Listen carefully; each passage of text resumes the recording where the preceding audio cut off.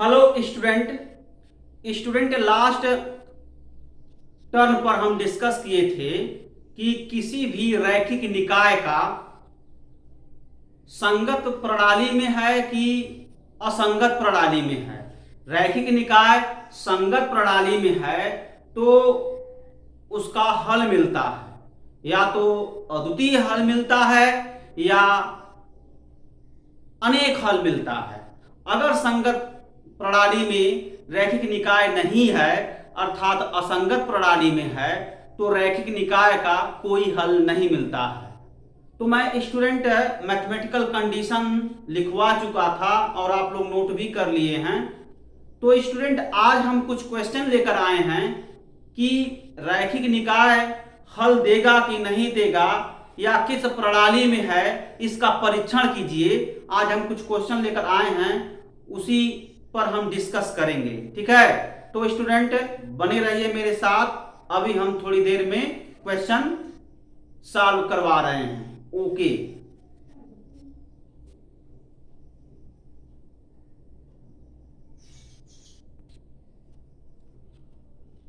तो स्टूडेंट देखो, एक क्वेश्चन बड़ा ही इंपॉर्टेंट है। इस टाइप के क्वेश्चन एग्जाम में आते हैं।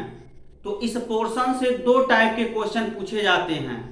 एक तो रैखिक निकाय को हल कीजिए आव्यूह विधि से, मतलब स्टूडेंट आव्यूह विधि से रैखिक निकाय को हल कीजिए। 8 नंबर का क्वेश्चन है और ये पूछा जाता है, यह पहला टाइप है। और दूसरा टाइप क्या है, परीक्षण करने के लिए आता है। जैसे देखो, परीक्षण कीजिए रैखिक निकाय संगत प्रणाली में है कि नहीं, केवल परीक्षण करना है।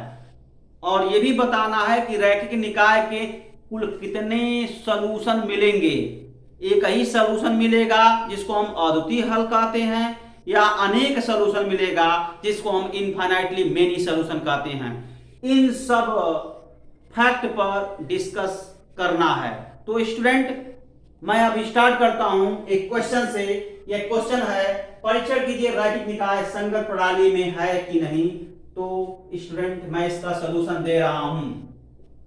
सॉल्यूशन देने से पहले स्टूडेंट मैं आपको थोड़ा सा बताने का प्रयास करता हूं। जो लास्ट टर्न पर हम डिस्कस किए थे मैथमेटिकल कंडीशन की संगत निकाय में है या नहीं, रैखिक निकाय, इन सब बातों पर हम जिक्र किए थे।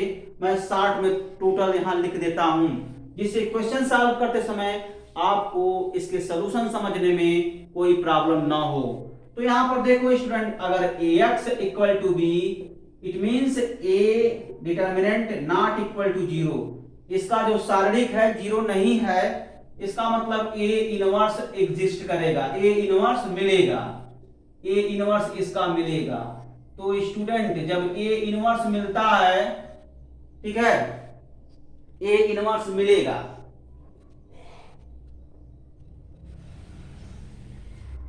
a इनवर्स मिलेगा। और एक ऐसा है a एक व्युत्क्रमणीय आव्यूह, व्युत्क्रमणीय आव्यूह एक ऐसा आव्यूह है, व्युत्क्रमणीय आव्यूह है।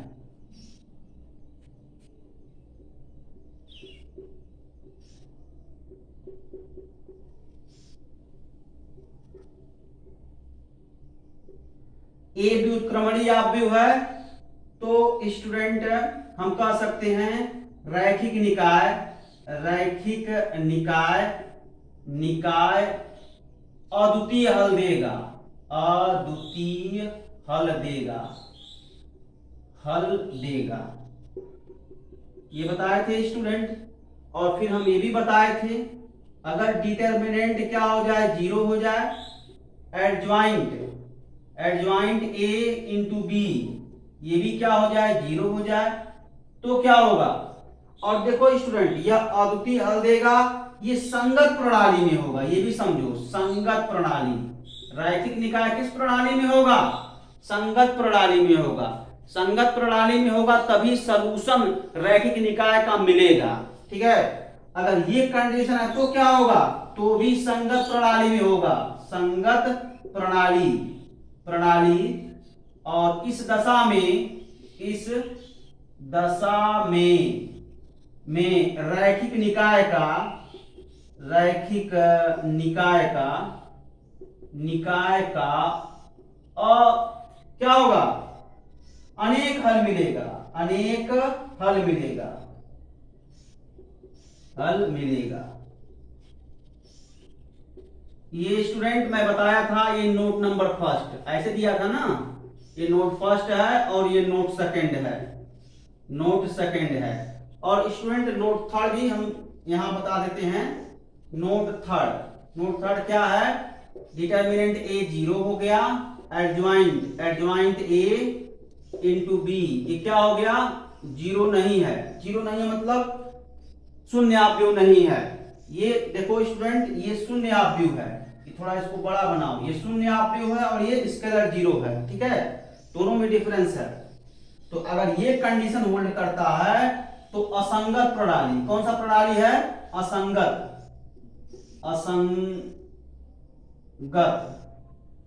प्रणाली, असंगत प्रणाली। और असंगत प्रणाली है तो रैखिक निकाय का कोई हल नहीं मिलेगा, कोई हल नहीं मिलेगा, नहीं मिलेगा। समझ में आया ना स्टूडेंट? ये सब हम शॉर्ट में मैथमेटिकल कंडीशन बताए थे और एक बार पुनः लिख लिए हैं। ये सब चीजें याद होना चाहिए आपको, इतना शॉर्ट याद होना चाहिए। और क्या याद होना चाहिए, ये याद होना चाहिए। और क्या याद होना चाहिए, ये वाला टर्म याद होना चाहिए। अगर ये आएगा तो अद्वितीय हल बोल देंगे, यह आएगा तो अनेक हल बोलेंगे, और ये दोनों केस में क्या होगा, संगत प्रणाली में होगा। और यह आएगा तो कहेंगे कि रैखिक निकाय असंगत प्रणाली में है, इसका कोई हल नहीं मिलेगा, ठीक है। तो ये सब कंडीशन आपको याद रखने हैं, इसीलिए मैं एक बार और लिख दिया हूं। हालांकि मैं बकायदा इस पर वीडियो लेक्चर भी बनाया था, मुझे नहीं लिखना चाहिए लेकिन फिर भी लिख दिया। ये जो टर्म है आपको याद होना चाहिए, इन्हीं टर्म पर हम जो है अप्लाई करेंगे इस क्वेश्चन पर, और यह जस्टिफाई करेंगे कि रैखिक निकाय का हल मिल रहा है कि नहीं मिल रहा है। ओके स्टूडेंट, तो बने रहिए मेरे साथ। अब हम जो है क्वेश्चन सॉल्व कर रहे हैं। देखो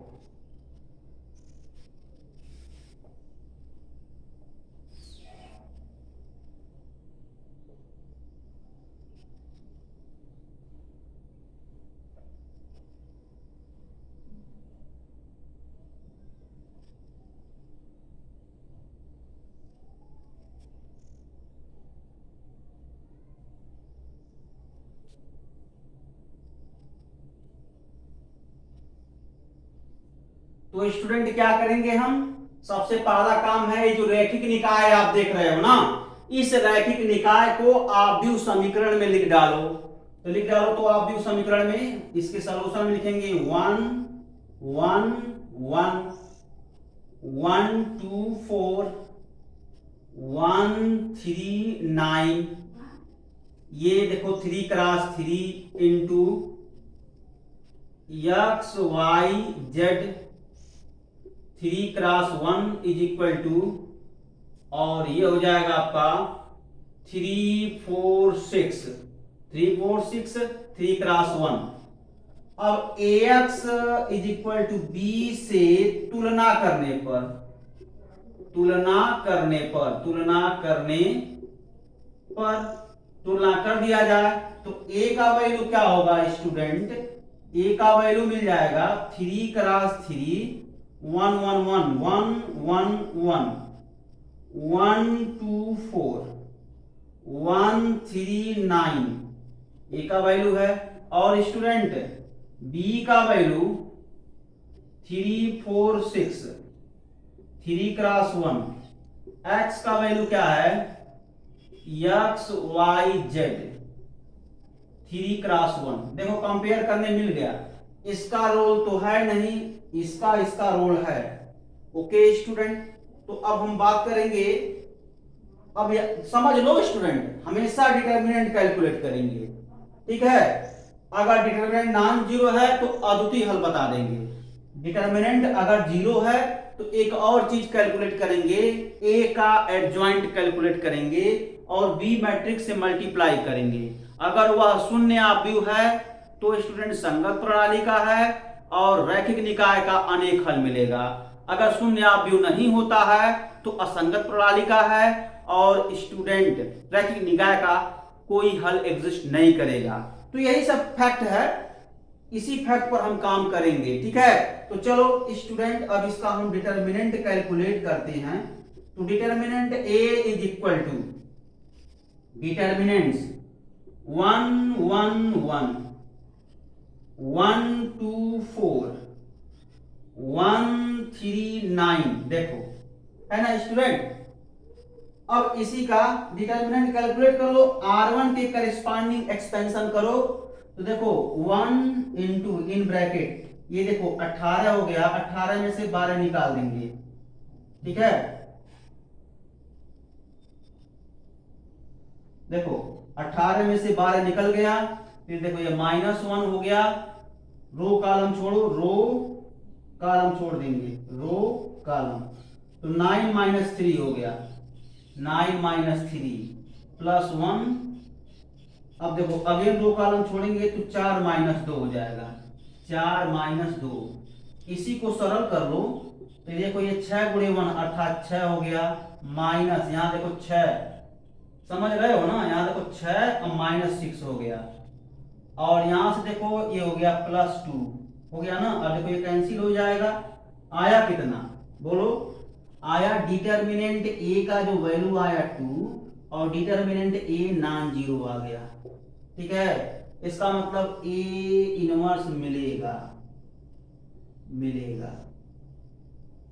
ए इनवर्स मिलेगा, ठीक है, ए इनवर्स मिलेगा। तो आगे बढ़ जाते हैं स्टूडेंट। अगर ए इनवर्स मिल रहा है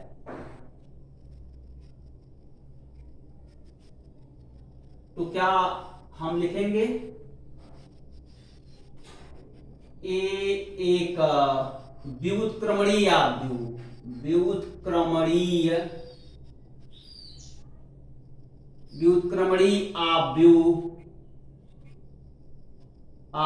है, ए एक व्युत्क्रमणीय आव्यूह है। अगर ऐसा है तो क्या होगा स्टूडेंट, अगर ए एक व्युत्क्रमणीय आव्यूह है तो स्टूडेंट रैखिक निकाय का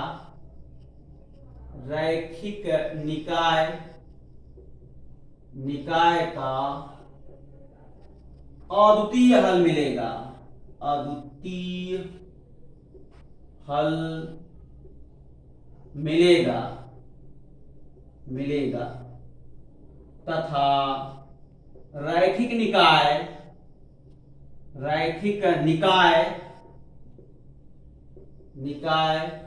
संगत प्रणाली में होगा, संगत प्रणाली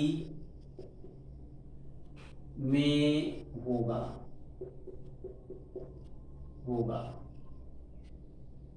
ठीक है, संगत प्रणाली में होगा। तो यही सब होता है, देखो ना, इतना ही हम सॉल्व करेंगे।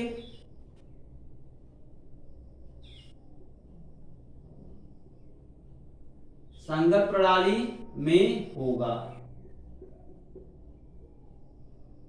ठीक है, इतना हम सेंटेंस देंगे। तो स्टूडेंट इस तरीके से क्वेश्चन सॉल्व करेंगे। अब ऐसा नहीं है कि इसमें XYZ का मान निकालेंगे, नहीं, दो टाइप के क्वेश्चन, मैं बार बार चिल्ला रहा हूं, दो टाइप के क्वेश्चन पूछे जाते हैं। तो पहला टाइप तो XYZ का मान पूछता है, यानी निम्नलिखित रैखिक निकाय को आव्यूह विधि से हल करो। तो आव्यूह विधि से हल करेगा तो XYZ का मान निकालना है, और एक परीक्षण करने के लिए आता है कि हल देगा कि नहीं देगा। जैसे इस क्वेश्चन का सलूशन यहां तक हम दे देंगे, ठीक है। तो क्वेश्चन नोट करो स्टूडेंट, अभी मैं एक और क्वेश्चन सॉल्व कराऊंगा, ठीक है।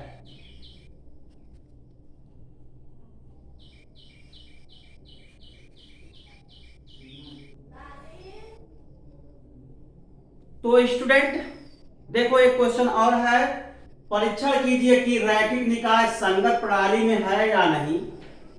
इस टाइप से भी क्वेश्चन पूछ लिए जाते हैं। अब इसके प्रणाली को चेक करना है कि ये संगत प्रणाली का है या नहीं है। तो स्टूडेंट वही रूल लगाएंगे जो रूल मैं यहां लिखवाया था। हमेशा इसका जो है कैपिटल ए कैपिटल बी पहले कैलकुलेट कर लेते हैं। Capital A capital B calculate करने के लिए क्या रूल है, दिए गए रैखिक निकाय को आप भी उस समीकरण में लिख लेते हैं। आप भी उस समीकरण में लिखने के बाद हम capital A capital B capital X का मान निकालते हैं। मतलब स्टूडेंट जब आप भी उस समीकरण में लिख लोगे ना तो ax is equal to B से कंपेयर कर लेंगे। जब कंपेयर कराएंगे मतलब तुलना करेंगे तो capital A capital B capital X का मान मिल जाएगा। उसके बाद क्या पूछना है स्टूडेंट, जो कंडीशन हम लिखवाए थे उसी कंडीशन पर वर्क करेंगे।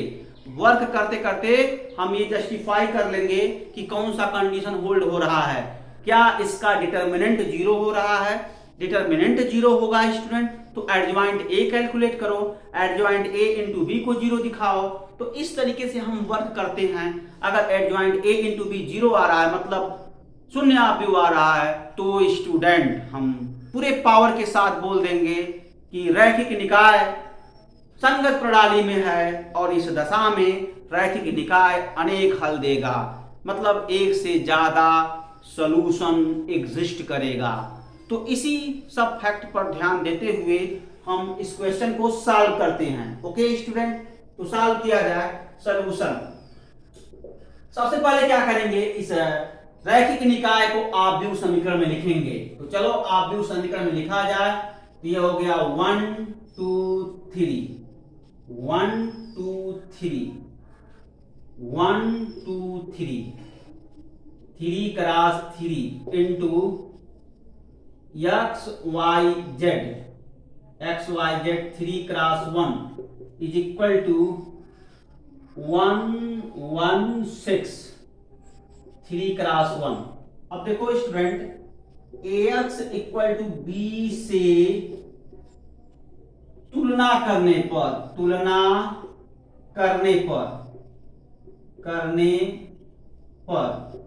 ठीक है student, ax equal to B से तुलना कर दो। जब तुलना करेंगे तो क्या होगा, a का जो वैल्यू होगा जिसको हम गुणांक आव्यूह बोलते हैं, गुणांक आव्यूह क्या हो गया 1 2 3 1 2 3 1 2 3। ओके स्टूडेंट, देखो गुणांक आव्यूह मिल गया। अब चर स्तंभ आव्यूह जिसको कैपिटल एक्स से डिनोट करते हैं, तो चर स्तंभ आव्यूह का वैल्यू क्या होगा, ये एक्स वाई जेड, इसमें अवयव पाए जाएंगे जो कि प्रत्येक अवयव चर होंगे। और स्टूडेंट देखो यहाँ पर अचर स्तंभ आव्यूह, इसमें भी स्तंभ में अवयव पाए जाएंगे, प्रत्येक अवयव अचर होंगे। इसमें भी स्तंभ में अवयव पाए जाएंगे, प्रत्येक अवयव चर होंगे। यही दोनों में डिफरेंस है। ये हो गया 1 1 6 3 क्रॉस 1। अब देखो स्टूडेंट इसका हम क्या करेंगे, आव्यूह बनाएंगे। सॉरी स्टूडेंट, इसका हम क्या करेंगे, इस आव्यूह का सारणिक बनाएंगे। तो सारणिक बना लिया जाए तो स्टूडेंट देखो यहां पर क्या हो गया, ए सारणिक, इसका वैल्यू क्या हो जाएगा, सारणिक 1 2 3 सारणिक 1 2 3 सारणिक 1 2 3। ठीक है। और स्टूडेंट जब इस सारणिक को सॉल्व करेंगे इसका वैल्यू क्या आएगा, शून्य आएगा। क्योंकि स्टूडेंट देख लो दो स्तंभ बराबर हैं, 1 2 3 1 2 3, दो स्तंभ बराबर हैं। और रो में भी देख लो स्टूडेंट, अगर हम यहाँ दो को प्रॉपर्टी यहाँ पर गुणधर्म लगा दें सारणिक का, तो ये पांचवा गुणधर्म दो क्या हो जाएगा, गुणा करेगा सारणिक में, तो 1 1 1 1 1 1। इस तरीके से रो भी बराबर हो गए, पहला दूसरा रो बराबर हो गए, तो भी सारणिक का मान शून्य है। चाहे प्रॉपर्टी 5 लगा करके फिर जो है कंडीशन लगा दो गुणधर्म का तो भी सही है। लेकिन स्टूडेंट यहाँ हम देख ही रहे हैं 1 2 3 1 2, दो स्तंभ बराबर हैं, कोई दो स्तंभ बराबर हैं, दो की तो बात ही छोड़ो, तीनों स्तंभ बराबर हैं। लेकिन जो नियम कहता है यही कहा जाता है ना, यही गुणधर्म थर्ड के अंतर्गत आता है, यही गुणधर्म तृतीय के अंतर्गत आता है। किसी भी सारणिक की कोई दो पंक्ति कोई दो स्तंभ अगर बराबर होता है तो उस सारणिक का मान शून्य होता है, गुणधर्म यही कहता है। तो यहाँ हम देख तो रहे हैं पहला दूसरा स्तंभ बराबर है, तो दूसरा तीसरा भी स्तंभ बराबर है, पहला तीसरा भी स्तंभ बराबर है, तो हम ये बात कह नहीं सकते हैं स्टूडेंट कि इस सारणिक में कोई दो स्तंभ बराबर है। बिल्कुल कह सकते हैं, एब्सोल्युटली राइट। तो स्टूडेंट हम ये कह सकते हैं गुणधर्म से ये वैल्यू 0 हो गया। यहां लिख सकते हैं सारणिक के गुणधर्म से,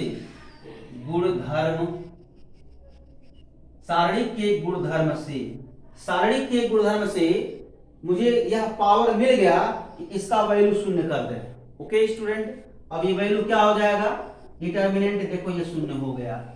अब सिर्फ ये शून्य हो गया तो ऐसा हम नहीं कहेंगे कि यह जो है असंगत प्रणाली का है। मैक्सिमम स्टूडेंट जब मैं क्वेश्चन दिए थे सॉल्व करने के लिए, आप लोगों में से मैक्सिमम स्टूडेंट यहां तक तो सॉल्व किए हैं, उसके बाद तुरंत बोल दिए हैं कि असंगत प्रणाली का है, क्योंकि सारणिक का मान शून्य आ गया। नहीं स्टूडेंट, जैसे ही सारणिक का मान शून्य आता है तो आप दूसरे स्टेप में एंट्री कर जाएंगे, और दूसरा स्टेप कहता है कि adjoint of A into B calculate करो। Adjoint of A into B अगर शून्य आव्यूह के बराबर है तब कहेंगे कि यह रैखिक निकाय संगत प्रणाली में है, इस दशा में अनेक हल देगा। अगर adjoint of A into B शून्य के बराबर नहीं आता है तो उस दशा में कहेंगे कि रैखिक निकाय असंगत प्रणाली में है, इस दशा में रैखिक निकाय का कोई हल नहीं मिलता है। तो इन सब बात का हम ध्यान में रखते हुए हम कैलकुलेट करेंगे adjoint of A into B, it becomes 0। ये कैलकुलेट करेंगे। तो स्टूडेंट अब हम जो है कैलकुलेट कर रहे हैं।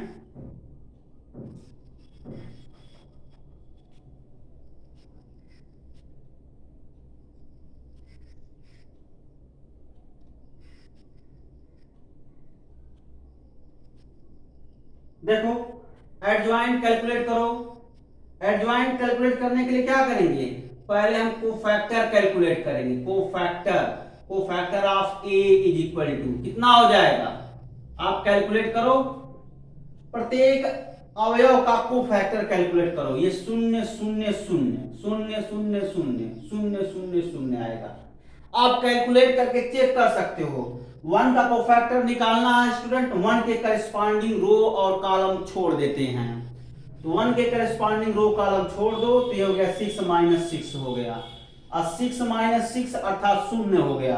प्लस पोजीशन पर है तो +1 इंटू 0 अर्थात 0 हो गया। ऐसे देखो ये माइनस पोजीशन पर है तो 1 का कोफैक्टर निकालना है तो रो कॉलम छोड़ देंगे।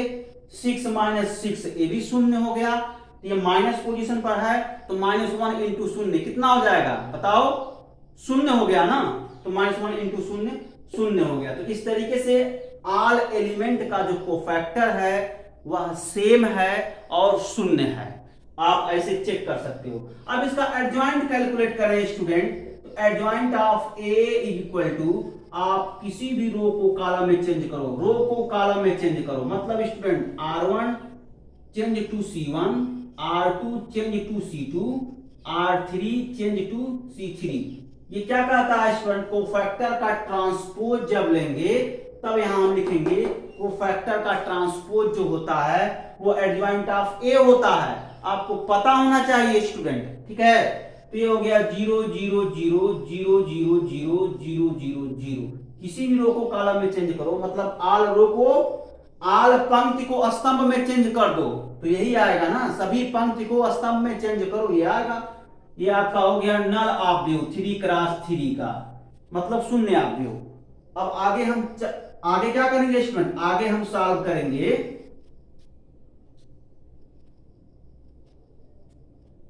अगला स्टेप का है adjoint of A into B.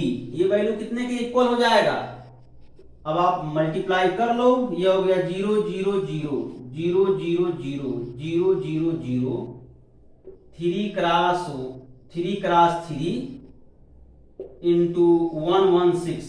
क्या है स्टूडेंट, 116 सही है ना, 116 3 क्रॉस 1, ठीक है।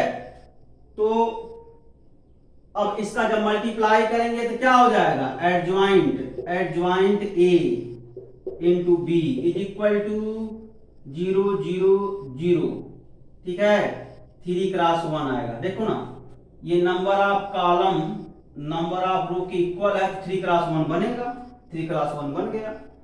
तो देखो ये क्या है, ये आपका स्तंभ शून्य ऑब्व्यू है, स्तंभ शून्य ऑब्व्यू है, देख सकते हो। तो ये कंडीशन होल्ड हो गया, ठीक है। तो यानी हम ये बात कह सकते हैं कि यह संगत प्रणाली में है और अनेक हल देगा, कह सकते हैं ना।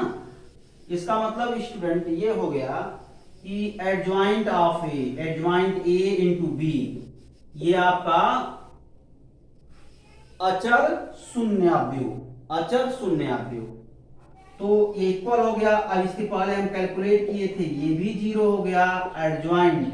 Adjoint of A into B, यह अचर शून्याव्यू के बराबर हो रहा है। तो हम कह देंगे क्या, संगत प्रणाली, संगत प्रणाली, प्रणाली तथा इस दशा में, इस दशा में रैखिक निकाय, रैखिक निकाय अनेक हल देगा, अनेक हल देगा। अनेक हल का मतलब infinitely many solution, infinitely many solution देगा, ठीक है। तो ये क्वेश्चन रहा स्टूडेंट, तो इसको नोट करो स्टूडेंट। अभी हम कुछ और क्वेश्चन सॉल्व करवाएंगे, ठीक है, इसको नोट करो।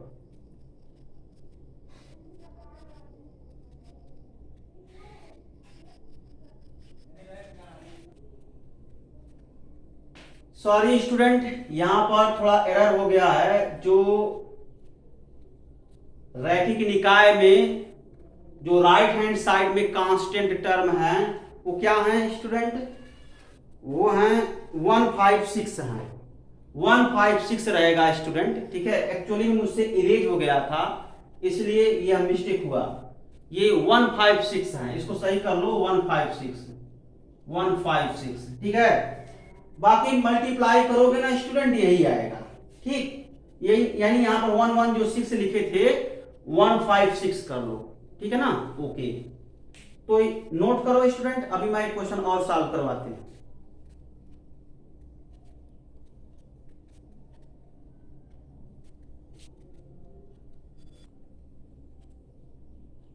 देखो स्टूडेंट, एक क्वेश्चन और है, परीक्षण कीजिए कि रैखिक निकाय संगत प्रणाली में है कि नहीं।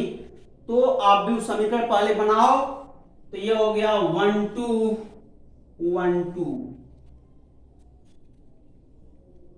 2 क्रॉस 2 एक्स वाई, 2 क्रॉस 1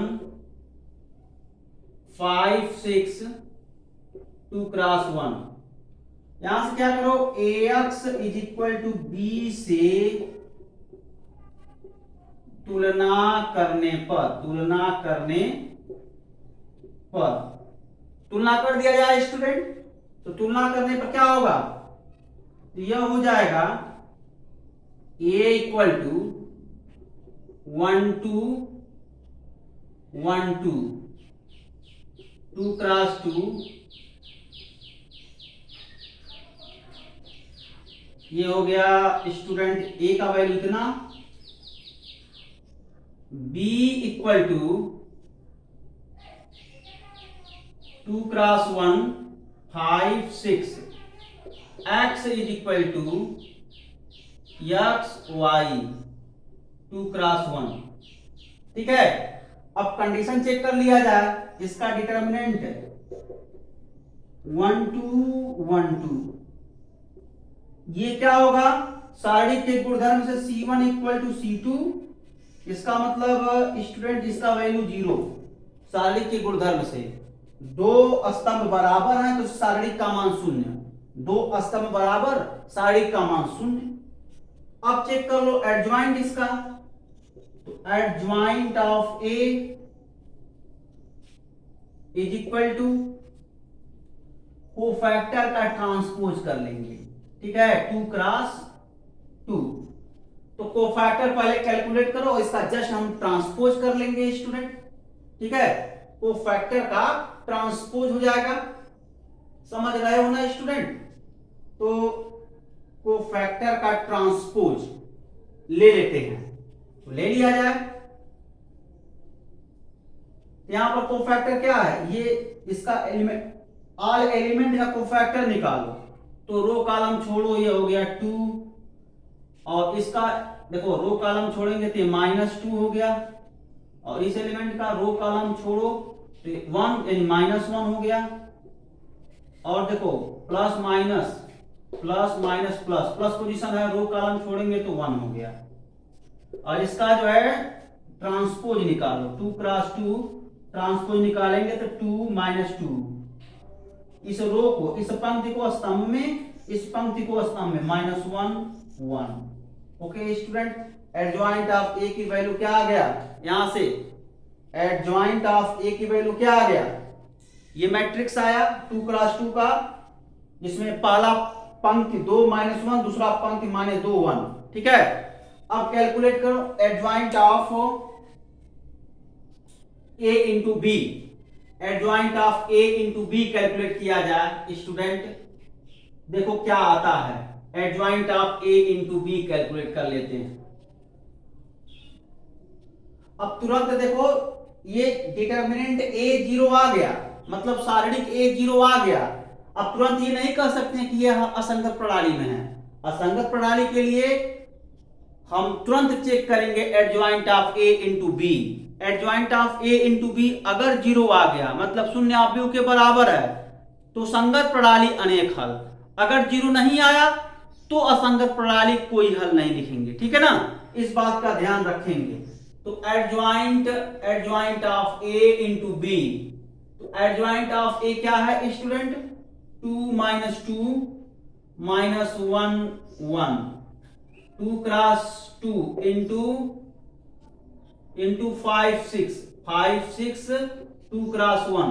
देखो ये कॉलम है ना, इस आव्यूह का स्तंभ 2 है, और इस आव्यूह का स्तंभ क्या है, 1 है, लेकिन पंक्ति देखते हैं ना, पंक्ति देखते हैं, इस आव्यूह का स्तंभ और इस आव्यूह का पंक्ति बराबर होना चाहिए, देखो बराबर है तभी ना मल्टीप्लाई कर सकते हो, तो बराबर है तो मल्टीप्लाई किया जाए, देखो क्या आ रहा है, तो जो हम रेक्टेंगल में घेर दिए हैं वो टर्मिनेट हो जाएगा, तो ऑर्डर क्या होगा, देखो ऑर्डर कैसे निकालते हैं, ये गुणा का ऑर्डर मतलब क्या होगा, देखो यानी इसका प्रोडक्ट यहां लिखेंगे 2 क्रॉस 1 हो जाएगा, 2 क्रॉस 1, जो घेरे हैं ये टर्मिनेट हो गया, तो यही 2 क्रॉस 1। ओके स्टूडेंट, यहां लिखा गया। अब देखो 2 इंटू 5 10 हो गया, और -6 हो गया, यहां से देखो -10 प्लस 6 हो गया, ठीक है, और इसको जब सॉल्व करेंगे आएगा कितना, 4 -4 2 क्रॉस 1, ये देखो इक्वल नहीं है किसके, 0 0 के, इक्वल नहीं है, तो इक्वल नहीं है तो क्या कहेंगे, असंगत प्रणाली बोल देंगे, इक्वल होता तो क्या कहते, संगत प्रणाली कहते। यही सब अगर देखो जो मैं कंडीशन लिखवाया हूं याद रहेगा तो कर ले जाओगे, नहीं तो जान लो कंफ्यूजन में पढ़ करके गलत कर दोगे, बाहर आकर कहोगे कि हम तो 50 में 50 करके आए हैं, ठीक है, और वो आता कितना है 4-5 नंबर, लेकिन आपका जो पेपर है स्टूडेंट वो 100 नंबर का है, ठीक है, कहोगे 100 में 100 करके आए हैं, और उसके बाद से फिर जो है परिणाम जो है गलत आता है, क्योंकि प्रैक्टिस नहीं रहता है, ये तो बहुत कुछ हो लेकिन सही रहता तो नंबर मिले। तो जब प्रैक्टिस किए रहोगे, इसके रूल रेगुलेशन को समझोगे और प्रैक्टिस करोगे, उसके बाद क्वेश्चन सॉल्व करोगे, तो रूल अगर याद रहेगा दिमाग में तो रूल अप्लाई करके उसी के अकॉर्डिंग कैलकुलेशन करते हैं, ठीक। तो adjoint of A into B not equal to 0। Okay, तो हम देख रहे हैं determinant A 0 adjoint of A into B non zero. यहां पर जीरो क्या है? शून्य आपदेव, स्तंभ शून्य आपदेव। ओके स्टूडेंट, अब ये कंडीशन क्या बताता है? रैखिक निकाय असंगत प्रणाली में है, यही ना बताता है। तो लिख डालो रैखिक निकाय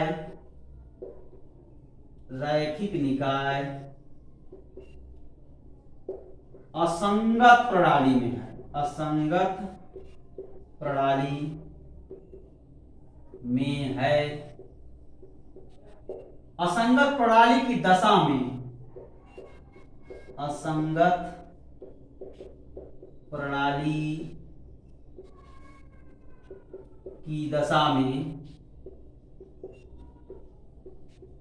कोई हल नहीं मिलता है, कोई हल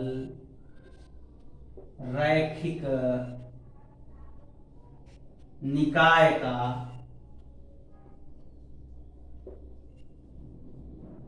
कोई हल रैखिक निकाय का नहीं मिलेगा, नहीं मिलेगा। ओके स्टूडेंट, तो ये कंप्लीट आपका जो है कॉन्सेप्ट है और प्रत्येक कॉन्सेप्ट पर हम क्वेश्चन सॉल्व करवा दिए हैं। अब आपका काम है इस टाइप के क्वेश्चन और सॉल्व करें, और वैसे कुछ और हम बोर्ड के क्वेश्चन कलेक्ट करके हम दे देंगे। वैसे तो मैं क्वेश्चन देता रहता हूं, आप लोग क्वेश्चन सॉल्व किया करिए स्टूडेंट, ठीक है? क्योंकि एक्सरसाइज के आल क्वेश्चन तो मैं सॉल्व ही नहीं करवा पाऊंगा, आप लोग कोऑपरेट करो। जो मैं क्वेश्चन देता हूं सॉल्व करने के लिए जरूर सॉल्व करो, और अगर नहीं आ रहा है समझ में तो तुरंत मुझसे पूछो, ठीक है? ओके स्टूडेंट, आज के लिए इतना ही।